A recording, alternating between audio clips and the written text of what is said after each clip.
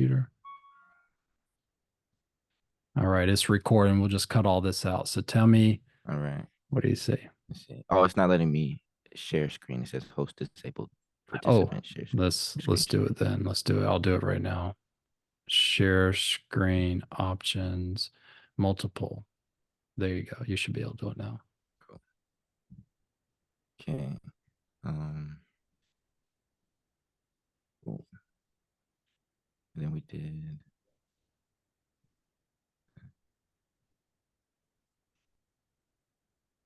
advanced port.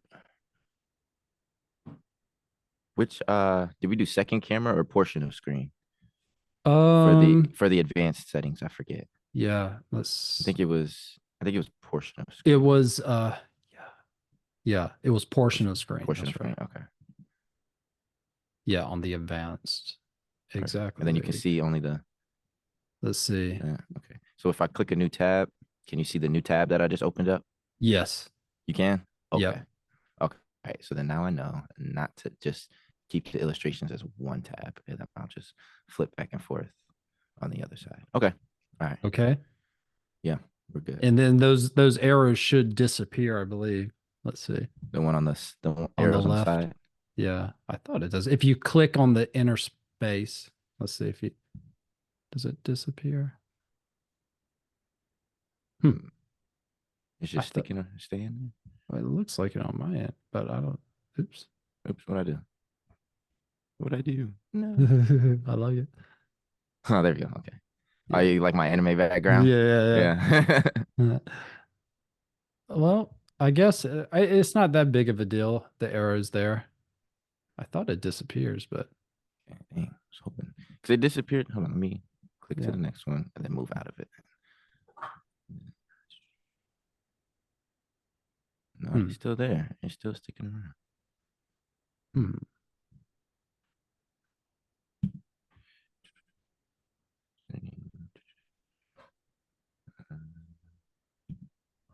No, that's Yeah.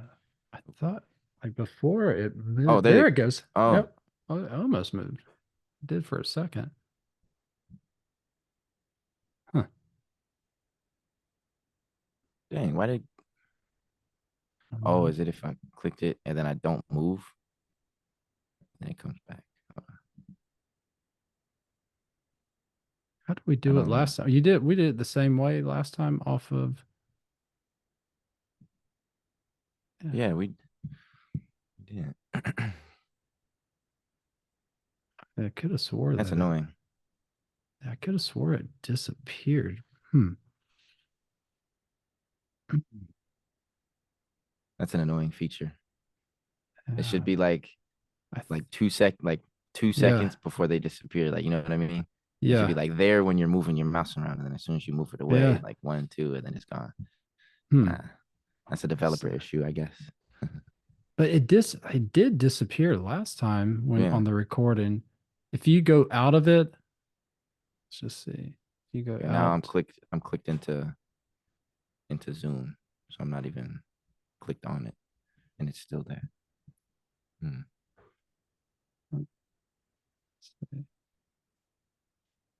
That's interesting. If you go, could you, if you go out, let's see, where are you? If you go out of the share screen, Hmm. yeah, and then when you do advanced, like when you do advanced, Hmm. have one of so have one of them, one of the illustrations up, and then set the screen just on the the corners of the illustration without the arrows. Could you do that? Let me see. When I look at mine, I'm on Chrome. I see the arrows, but they're on the outside of the illustration. Hmm. Yeah. What is smart visual back? Okay, share screen.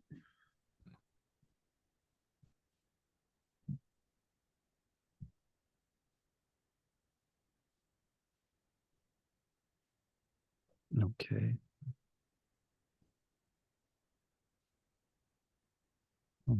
Could you make I think it's because you're um go back out, make your because you're zoomed in a lot Hmm. on the drive. See Oh, if you could zoom out a little bit, make it a little bit smaller. I think that's why you're catching it could be. It just okay, seems let me like see. when I'm looking at the screen, like on the what you're sharing, it was Hmm. like you're really zoomed in on that, inside the drive. Hmm. Yeah, Oh. see if you could zoom out, like stop sharing, and then yeah, see how it's all zoomed in. Yeah, Hmm. like zoom out on your end, zoom out to like make it a little bit smaller, and then open up an illustration. Let's see what that does. Or should I download them to my computer and You then use like could, the yeah, computer? you, yeah, you could do Mm, that down. Just click them right now and put them on, make a folder on your desktop or something, and see if okay. that works. Download. These Okay. technical things, man. I know, cause like those, like, cause visually when the viewers see that, they think like, "Why do arrows there?" Yeah, yeah, exactly. All the little things count, Yeah, right? The devil's in the exactly. detail. That's right. Hmm. Okay, open it up. Illustrations. Mm-hmm, mm-hmm. Okay. All right. Let me try to shade it now. Pop you up right there. Share.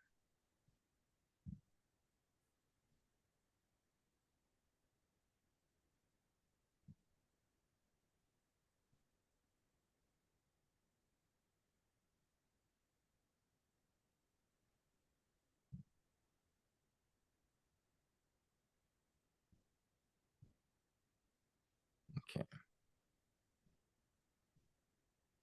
Let's see, zoom, yeah, zoom out a little bit. Looks like we're missing the numbers at the top. Yeah, yeah, Yeah. the other way. There you go. So we can see the title or the Dang, that's the most I can zoom out. 31%. uh Damn.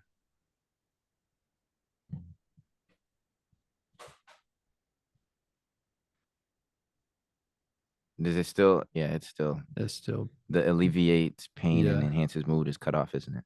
yeah. Okay, let me try to do the whole screen. Mm, okay. How does that look? Is that better? Uh, Like, do you see ye- all that crap at the top too? yep. I Yeah. see like episode 2, but I mean that's better. That's Mm. for sure. I mean that could Which one? work. I was I gonna say, mean which one do you prefer? Oops. well, this one you can clearly see it, which is important. It's What does just full screen look like? that's better. That's perfect right there. Okay. That's Only perfect. problem is I can't see. Well, actually, I could pull up the thing on my iPad. Actually, hold on one second. Yeah, if you have your phone.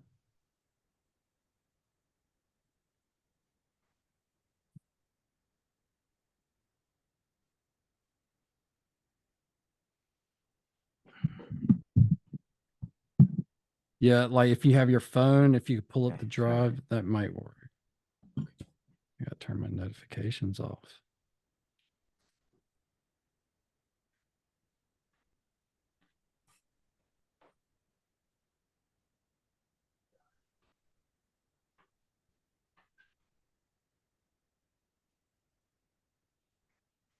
Okay. Dun, dun, dun, dun, dun, dun, dun, dun. Why can't I click between episodes? Let's see. I mean, not episodes, in between Now you have pictures. to, I think you have to stop. Yeah, you might have to stop sharing each time. Ah, that's That's annoying. the only, yeah, could be, yeah, stop share. And then we can always edit it out, cut it out too, Yep, Yeah. just Okay. stop share and then open it back up, and we could Hmm. cut it. We can edit Oh it. yeah. Okay. Yeah, we could just Okay. edit it and then add the because that first clip. Remember, the first short's going to be the first two Hmm. illustrations. Yeah.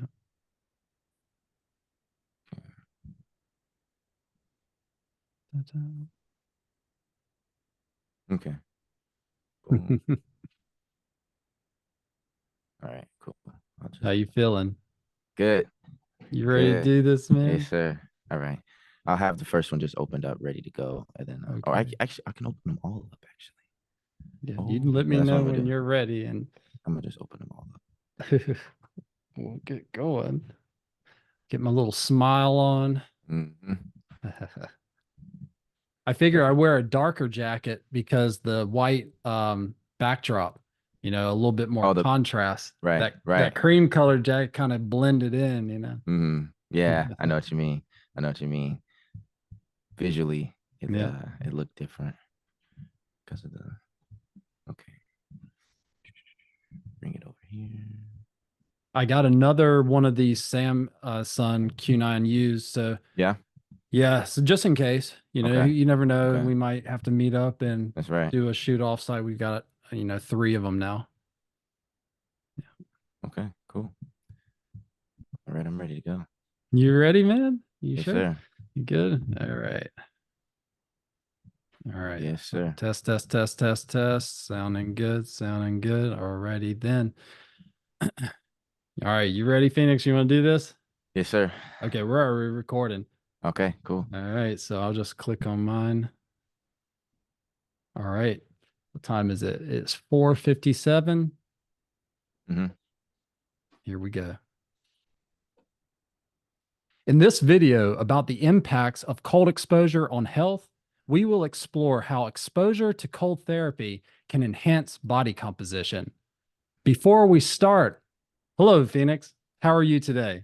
What I'm have you doing been up well. to? Just enjoying my day off. Had an eventful weekend, which was nice. Lots of graduation parties, Nice. and a birthday party. So it was fun. Okay. Okay. Cool. Cool. Cool. I see you've got the Olympic trials. Yes, What's sir. this? A This, sweatshirt this this time? is a Like a windbreaker. hoodie? Yeah, a windbreaker. Windbreaker. I got it from my Ah, Chilean coworker. This was a part of his national team gear. So he very blessed me with it. cool. Very, very cool. Well, how about we just jump right into it? Yes, On sir. this episode, we're going to speak a little bit about cold exposure on adipose tissue or fat tissue in obesity. So, Phoenix, how about you open up illustration 1A? All right, let's do it.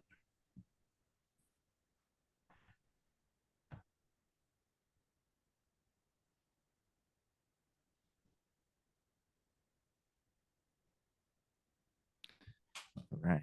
Okay. All right. Cold therapy, also known as chronic deliberate cold exposure therapy or intermittent cold exposure, could be Mm, beneficial in reducing body weight and fat mass in overweight or obese individuals. Low physical activity levels and a poor diet are major risk factors for excessive fat mass and body weight. People who are overweight or obese often have additional health issues, such as type 2 diabetes.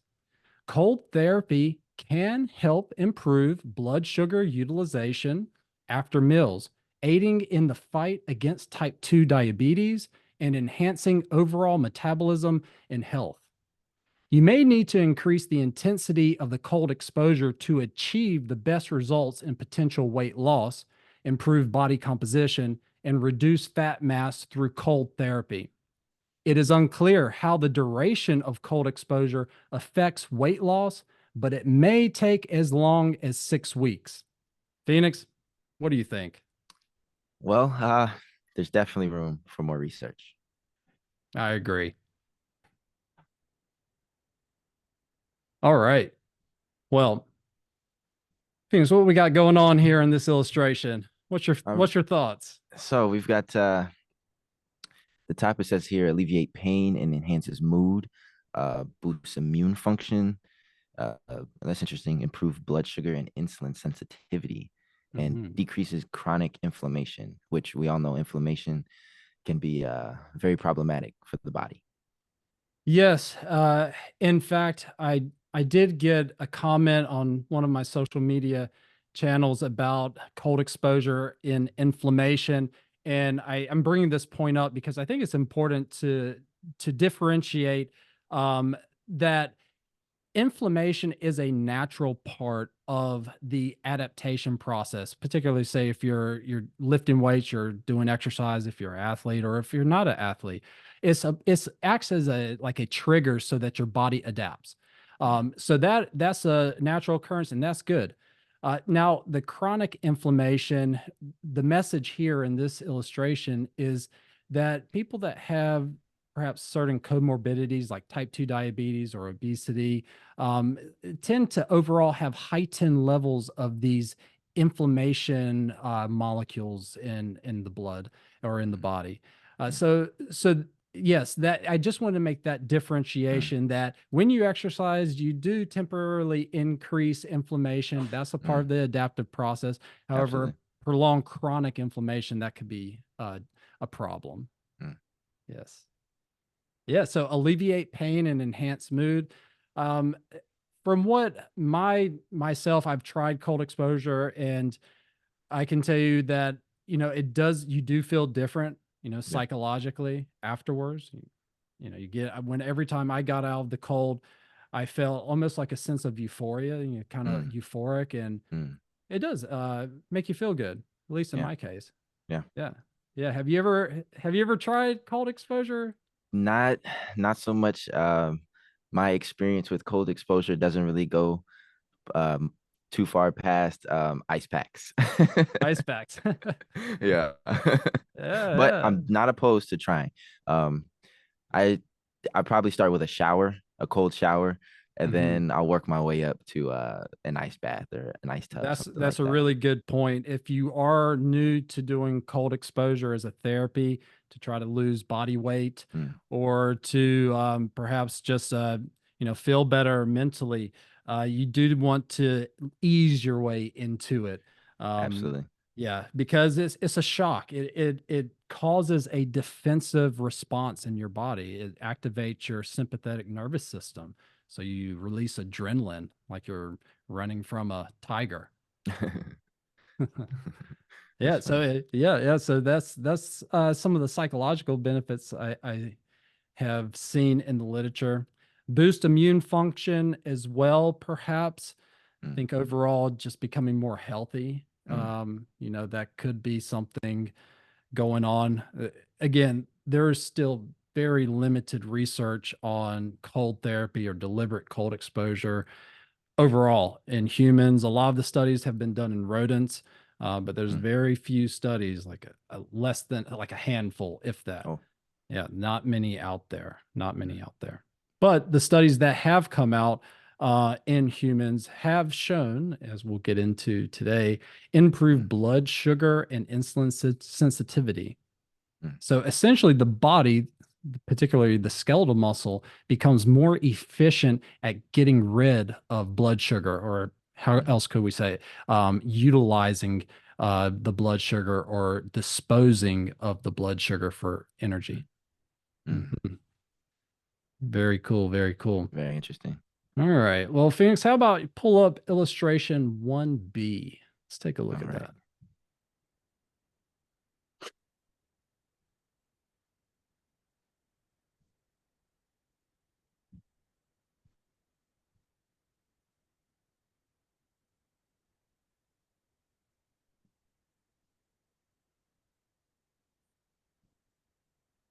Alrighty. There we go. Okay. Obesity is diagnosed when an individual's total body fat exceeds 35%. Additionally, criteria for identifying obesity include a body mass index of over 30 with a waist circumference over 102 centimeters or 40 inches for males, and a BMI of over 28 with a waist circumference over 88 centimeters or about 34 and a half inches for females.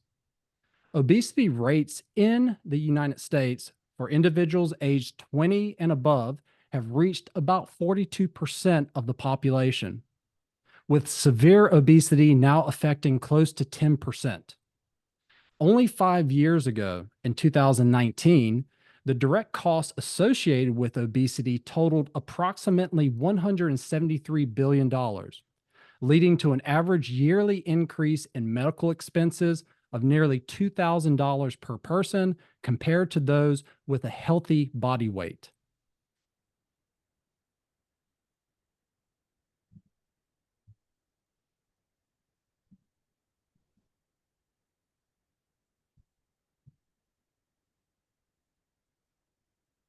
When activated, brown fat tissue can generate heat from excess stored energy from carbohydrates and fat, increasing overall energy expenditure and promoting the breakdown of fat and sugar.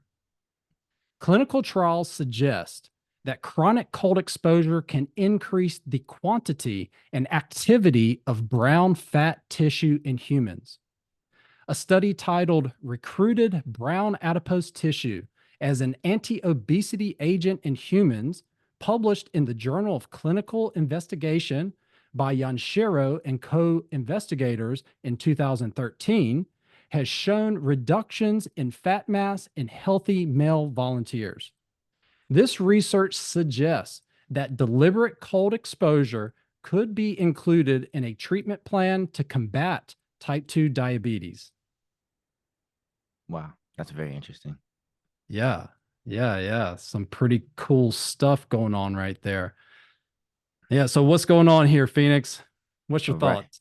Um, so sounds like my thoughts are telling me that brown fat uh can be a very beneficial friend to us in losing weight. The more brown fat we have, the more it's able to use the white fat as its fuel source. We burn up more white fat, hence losing weight. Am I on the right path here? Absolutely, Okay. absolutely. I think, and to your point, that brown fat is our friend. Um, it's actually as we age, brown fat can become deactivated. So, as we'll show in another illustration, we have some brown fat. It wasn't until more recent times that we know that this is conclusive in human beings. As I said earlier, a lot of the studies were done in rodents. But brown fat is our friend if we want to activate it or reactivate it if it's gone dormant. Mm, And cold exposure tends to activate it. That's what mm, the mm. studies have been showing. Um, so in this illustration here, kind of zoom your eyes into the upper left corner, I believe, where you see white fat and brown fat. The white fat is the fuel source. Mm, It's the fuel source for the brown fat. The brown fat, and why I say fuel source, is that the brown fat, it contains mitochondria. mm. Yes, and if we kind of remember back to basic exercise physiology or human physiology, uh, Let me say it. say it. The What is powerhouse of the cell. it? That's right. That's right. The mitochondria is the powerhouse of the cell. It's where our energy currency is being produced. And that energy currency, we call it in science ATP, or Yes, adenosine sir. phosphate, this molecule, this high energy molecule. Basically, that molecule gets broken down. And when it's broken down, it acts as a chemical energy. Mm, So that our muscles can contract, we can think, our heart beats, our organs function, everything that keeps us moving. that's right. Yeah, so the mitochondria can actually take up fat. It can take up fat from the white fat cells and use that to burn it as energy. All right. So energy expenditure sort of increases Mm, as the more active the brown fat becomes. Yes. yes, sir. Now, now, down below, we have two studies here, and we're going to go into some details on their results here shortly. But in 2013, the author here is called Yanshiro. They did a study in humans, and these were healthy adults, and they wanted to see what the cold exposure would do to their brown fat activity. Right. So they had like in a several kind of smaller studies nestled into this big study. Mm, And they had an acute cold exposure. That's the ACE there you see. They mm, exposed them. And the type of cold exposure that was done, it was in a room. Like they had a sealed off room, so just air. And the temperature was 17 degrees Celsius. That's about 62 degrees Fahrenheit. And they would do this daily with them for 6 weeks and keep them in the cold for 2 hours. And basically, what they see is no change in body weight, a significant reduction in fat mass, mm, no change in lean mass, fat free mass. mm, But particularly in this study, using their type of methods, um, the brown adipose tissue activity increased during mm. exposure, as well as the amount of energy that the humans, the human beings were producing during the cold exposure. Okay. So Mm, the brown fat becomes activated. And we'll look at that here in a second. yeah. All right. So they're burning more calories, Okay. essentially. Mm, Right? Now, a follow-up study a few years later in 2016, researcher last name Hansen, they did test cold exposure in humans that were sick. They had type 2 diabetes, they were overweight. And they did a pre and post test type of intermittent cold exposure treatment. Again, it's very similar to Yanshiro. They put them in a room, the temperature daily, put them in the room daily to test them. The mm, temperature was 15 degrees Celsius, which is about 59 degrees Fahrenheit. mm. And they sort of worked them in, just like how you were saying, if you were going to try cold exposure, Phoenix, Yeah. you don't want to just shock your body all of a sudden. Right.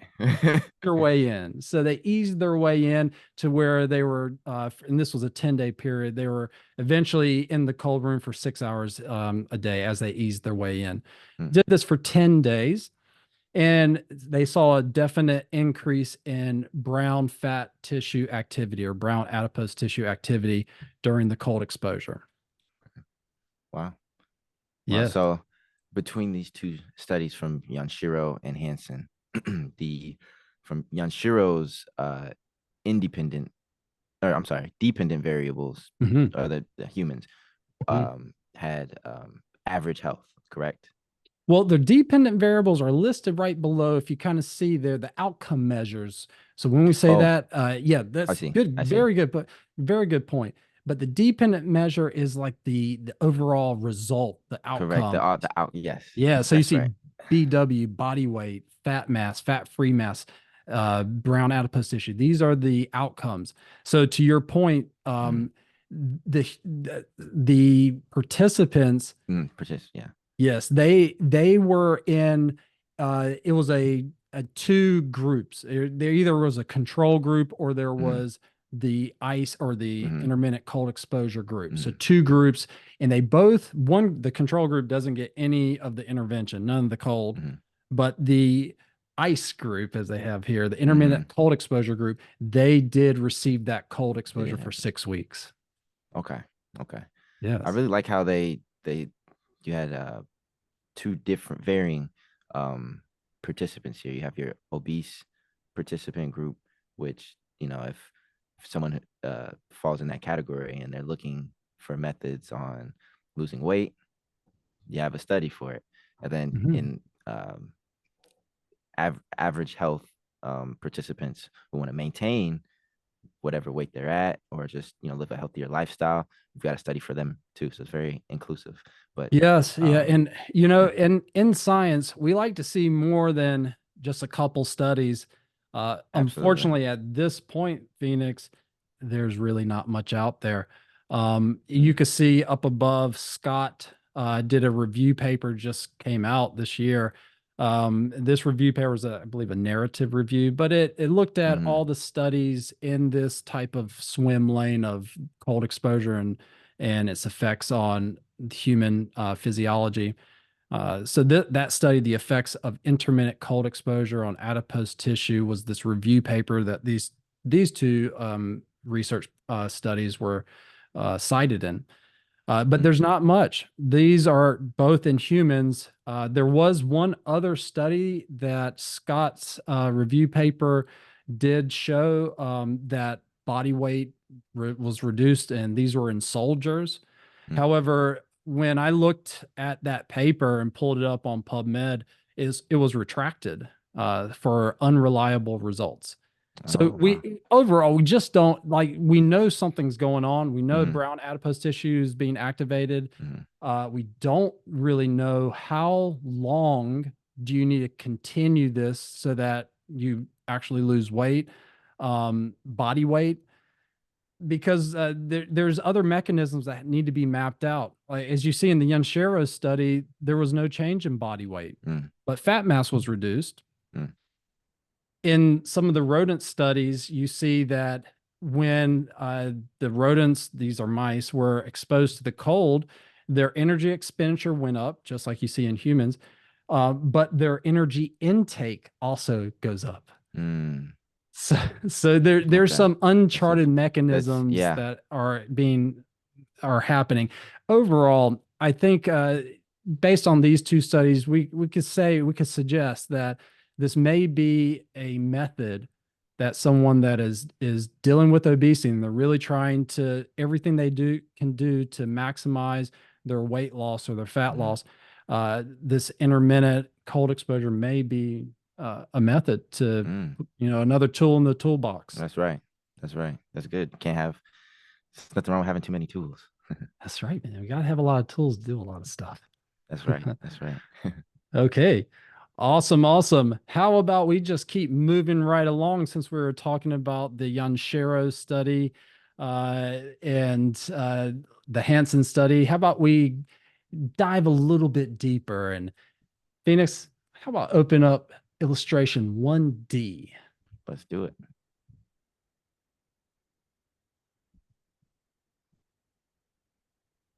Already. Excellent. Looking good. Okay. Got a lot going on here. I like it. There is.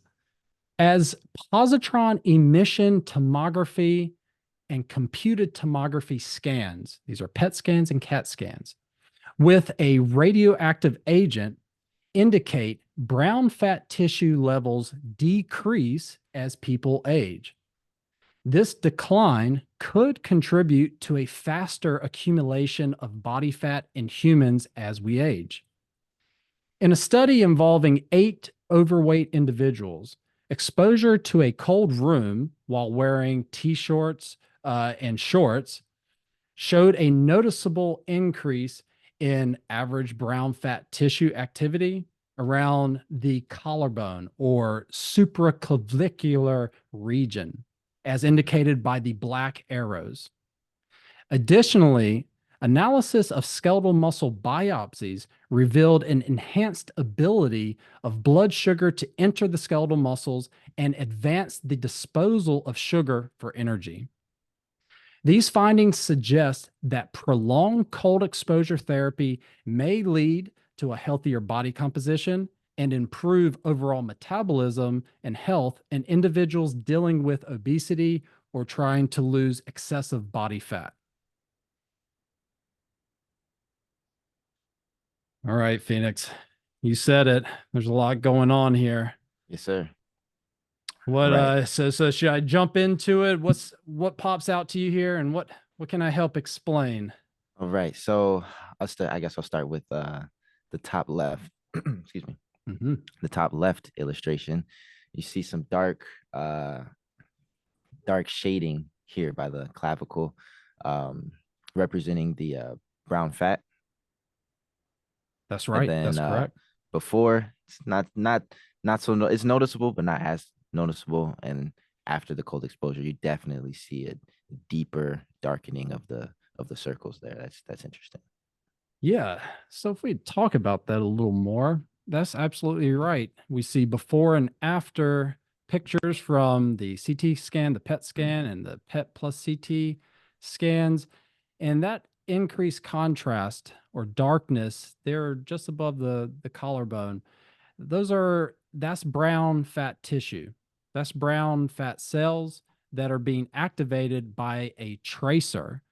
So if you see, let's see, just below the upper left, we see the two people before and after. If you come down to the colored scan, Mm. you see the illuminating tracer. That's actually the tracer that they give them. It's a Oh. yeah, it's a type of glucose tracer that they give them. It has this radioactivity and it illuminates. You can see it on the scan.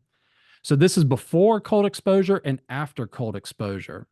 So the brown fat tissue is activated at a higher level after the cold exposure. Yes, Interesting. Wow. very cool. Wow. You can see in that middle PET scan a lot an Is increase in right. activation there, like It's a active. noticeable increase. That's right.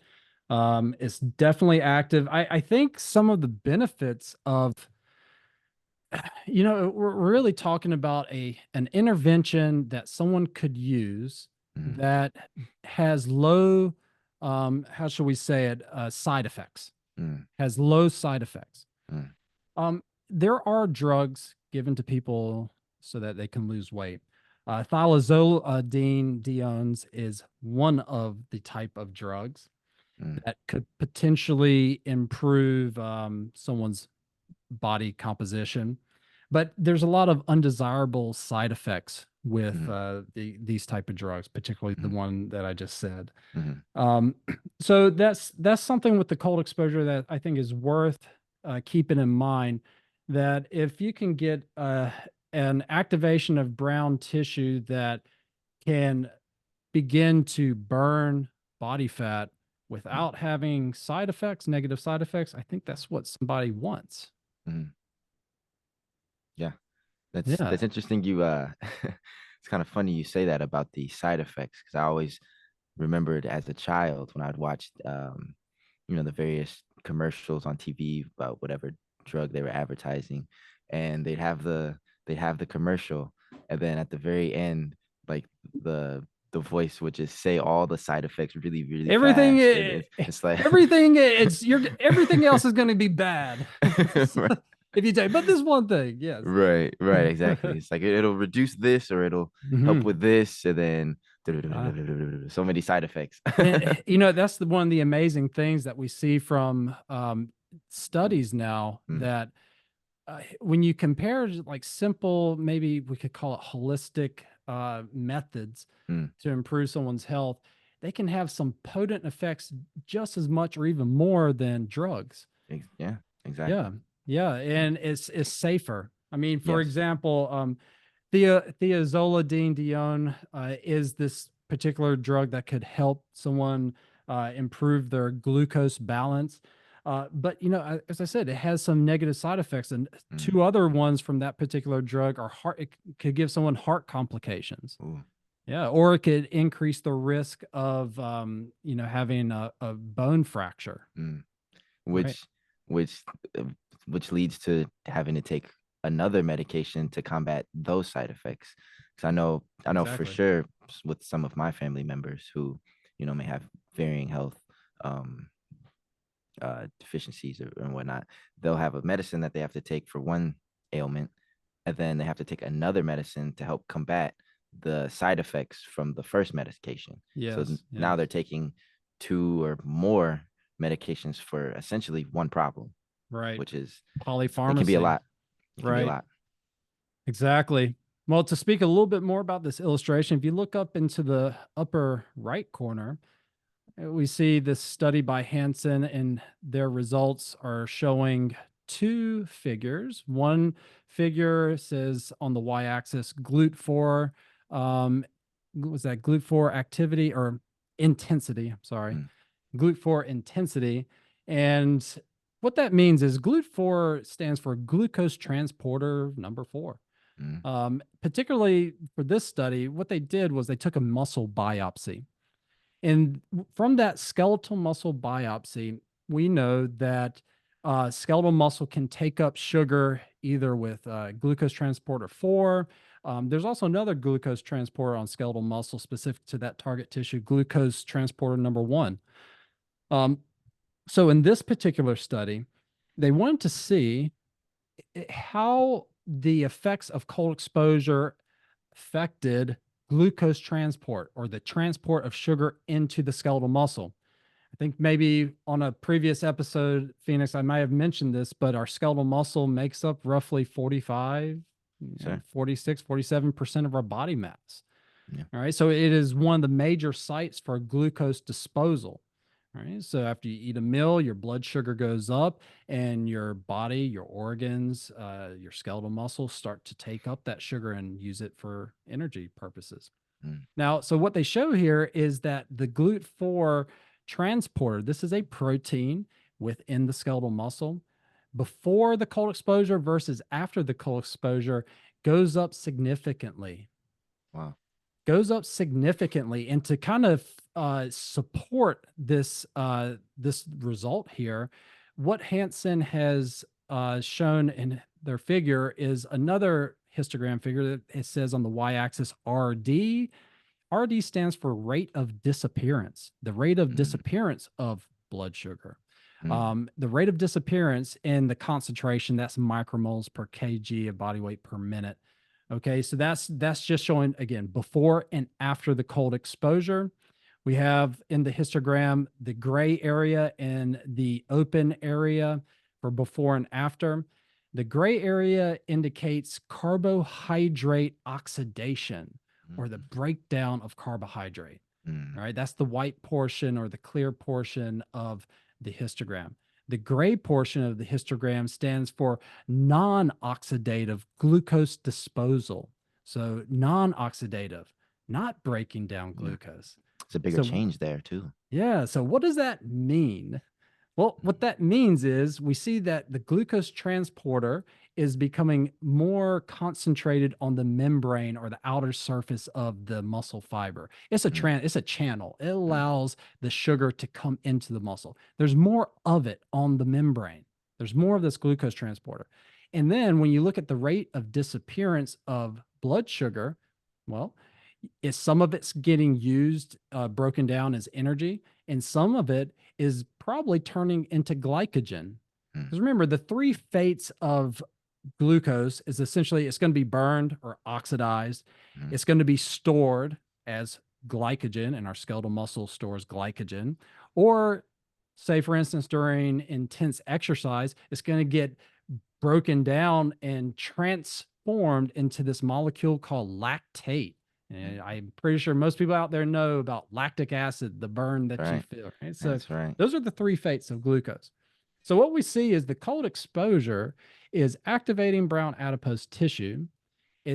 Is allowing a greater concentration of glucose transporters to make their way to the membrane of the muscle fiber so that blood sugar can be taken in, and it's increasing the disappearance of the sugar. Either it's burning it as oxidation, or more than likely it's going to be transformed into a storage form called glycogen. Mm. Interesting. Wow. Yes, yes. Very cool. Now, Yeah. if we go down to the figure right below the one we were just speaking about, this is the study from Yanshiro in 2013. And they did, again, a 6-week intervention program. And what you see when you look at the cold with a sample size of 12 individuals, uh, body weight, no change. However, body fat mass was significantly reduced.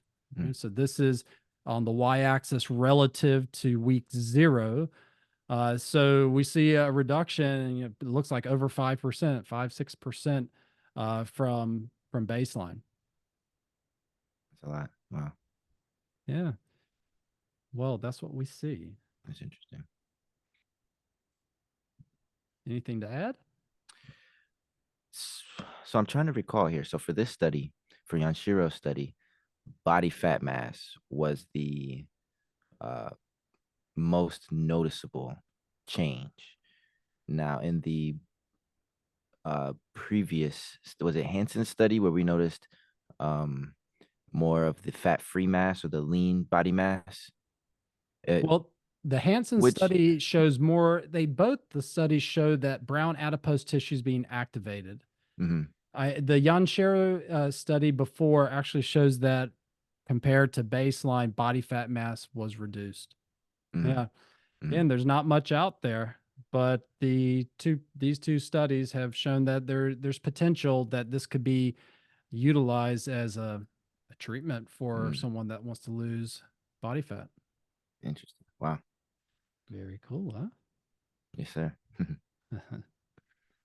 Awesome, awesome. How about we just keep rolling along and let's open illustration 2. Let's do it. Right.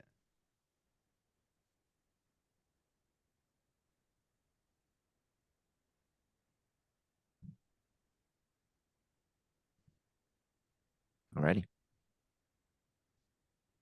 There we go. Excellent. So, when trying to lose body fat and body weight, it is important to understand that preserving your muscle mass is crucial. Mm, Health interventions aimed at weight loss through physical therapy, rehabilitative resistance exercise, and nutritional strategies should prioritize the maintenance of skeletal muscle mass. The word sarcopenia comes from Greek and refers to a slow progressing muscle disease that can start as early as in your 40s. mm, Estimates indicate it affects approximately 5 to 13% of individuals over 60 years old and up to 50% of individuals over 80. mm, The prevalence of sarcopenia is expected to rise. On a positive note, people who are physically active are less likely to develop sarcopenia. Lack of physical activity contributes to the muscle loss associated with sarcopenia. Sarcopenia reduces quality of life, increases the risk of early death, and is closely associated with negative outcomes such as frailty and chronic diseases like type 2 diabetes. Age related muscle loss is a normal part of aging, but sarcopenia can be prevented and muscle mass loss can be reversed. This area of research is still in its early stages in humans. So, Phoenix, talk to me. All right. Well, Talk to me, Goose. let's t- let's start with stage one here. Grip strength. Uh, that's tough. I mean, I can't imagine not being able to like hold something with that I Well, would want to. let's explain this a little bit. This so basically this illustration is titled "Measures of Sarcopenic Obesity." Mm, All right, so what that means is these measures we mm, have grip strength, gait speed, mm, and muscle mass. mm, So if we kind of just acclimate our eyeballs to what's going on here, it shows the 3 stages of obesity. mm, All right. We showed this in a previous slide on the risk factors of obesity. mm, Um, yeah. So essentially, as waist circumference goes up, someone becomes obese. We could look this at, as BMI, body mass index is mm, kilogram of body weight. So if mm, you here in the U.S. we measure our weight in pounds. Divide that by 2.2. That gives you kilogram body weight. mm, You take your kilogram body weight and you divide it by your height in meters squared, mm, convert inches to meters. mm, And that number is called body mass index. So when we know when someone's body mass index at those higher levels and waist circumference at very high levels is directly correlated and associated with comorbidities, type 2 diabetes, mm, and premature death, mm. essentially. Yeah, right. So what this is showing here is that low muscle mass is a criteria to diagnose somebody with sarcopenia. Mm, Decreased muscle function, such as in gait speed, that's a test that physicians can do on somebody to see if how their muscle functions work are mm, going. Also, another test is a strength test, their hand grip strength. mm, And this is very common test. These are basic validated measures. They've been shown to have high reliability as far as their association with this muscle disease called sarcopenia. mm, So that's what we see through the stages, stage 1, 2, and 3 of obesity. Now, this particular illustration is illustrating Mm, sarcopenic obesity. mm. All right. So someone that's obese does not necessarily have adequate amounts of muscle mass. Muscle. Mm. Hmm. That healthy muscle there, you notice it's much more compact and whole, whereas the sarcopenic muscle is like, would you call that porous or gapped, spaced out? It doesn't look like it's very strong, obviously. Um, in If I'm recalling, you said that was fat in between those muscle Very cells. Is good that observation. okay? Okay. Yeah. Yes, this is called how should we say it? Fat infiltration or Mm, fibrous mm, infiltration in the mm, sarcopenic muscle. That's what this is representing. You'll see in the white type of contrast on mm, this. This is like a cross sectional area mm, of a piece of muscle. mm, So yeah, you definitely see in sarcopenic or in sarcopenia this infiltration of fibrous and fat material that it reduces muscle function mm, because those are not contractile proteins, right? Our mm. contractile proteins, Right. as you see in the healthy muscle, there's less of this infiltration of fat and fibrous material. It's more full of our contractile proteins, what makes your Mm, muscle move, your right. actin and myosin. That's right. Cross bridge These, cycle. that's right. Yes, yes. So the healthy muscle, someone that has obesity would want to, and that is trying to lose weight, either they're doing more than likely multiple interventions. We didn't speak much about this Mm, earlier, but there are studies out there that are giving people, say, hot pepper, capsaicin. Uh, Ultimately, and that's supposed to also increase brown adipose tissue activity. So mm, what this someone that is sarcopenic or who is obese and is trying to avoid sarcopenic obesity as they're on some sort of intervention program like a hypocaloric diet mm, or low calories, mhm, they want to make sure it's tailored, or they want to make sure that it's tailored towards them maintaining their lean mass, their muscle mass, particularly, mm, right? Because that is, as we see in the gait speed mm, um, illustration here, when someone has low muscle mass, they tend to have reduced muscle function. mm, Yeah. So mm. that's directly related to each other. Low muscle mass, low gait speed, Okay.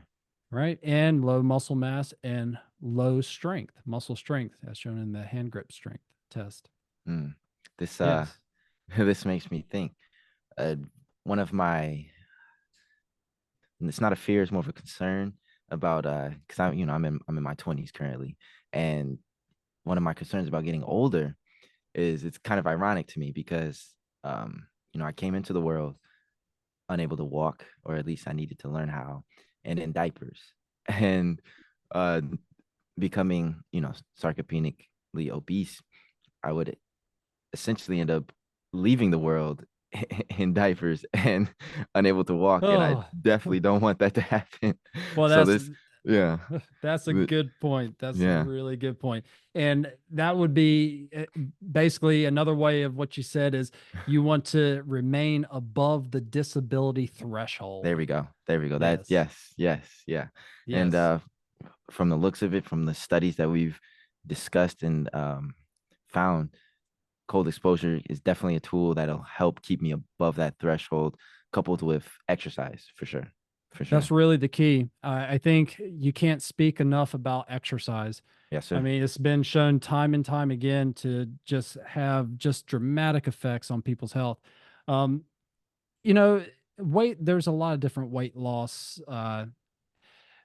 agents out there or supplements.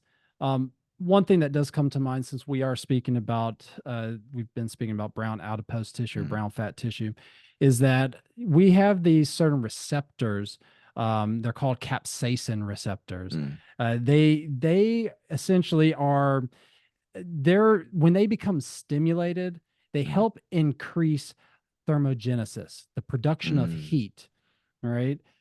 So that in itself, it could be a strategy which has also been shown to be used with cold exposure, taking in some sort of hot pepper like a capsaicin thermogenic supplement. There's tons of them out there. Just make sure if you're buying supplements out there that it's legit, that it's been tested by a third party agency. Don't just spend your money on a lot of supplements and all this advertising because Yeah, sometimes it's the wild west out there. You yeah, don't know please, what you're please, getting. no TikTok shop supplements, please. I'm begging. Let's stick to the science. Let's stick to some conclusive health. Right, right. Yes. Yes. So it's interesting to see that actually that capsaicin was used in some of this other previous human study. I believe it was the Hansen study, and or I'm sorry, it could have been. Let me go back. It could have been the Yanshiro study. Mhm, Slipping my mind, mhm, but it did have like a compounding effect. mm, Taking in this capsaicin, activating those capsaicin receptors, and also doing the cold exposure and lower side effects. mm. Lower side effects than perhaps some of the drugs that are coming out. Yeah, yeah, good. Yeah, we don't we don't want those side effects. If Yes. if doing cold exposure and the only side effect is me being a little bit cold versus I don't know whatever side effects these medications have, I'll take it. I'd rather be cold than have increase this, decrease that, and so on. Right, right. Yeah, and so really the whole point of this cold exposure when we kind of look at it with what we have, it Mm, seems to be that increasing body temperature or thermogenesis is what's occurring. We can mhm, measure that. mhm, And that's that's really that's really what's happening here. mhm, You know, where does that heat, what's causing the heat? mhm, Well, when you're cold, your muscles start to shiver. mhm. You have this shivering effect, right? The sympathetic nervous system is activated, right? Our Right. our fight and flight hormone, adrenaline's being secreted. There's more activation to get blood sugar into our muscle fibers. Mm, And also there's some non-shivering thermogenesis occurring. mm, That's just heat being produced without the muscle shivering. Right. So there's some mechanisms that we do know occur when particular pathways are activated from the cold exposure.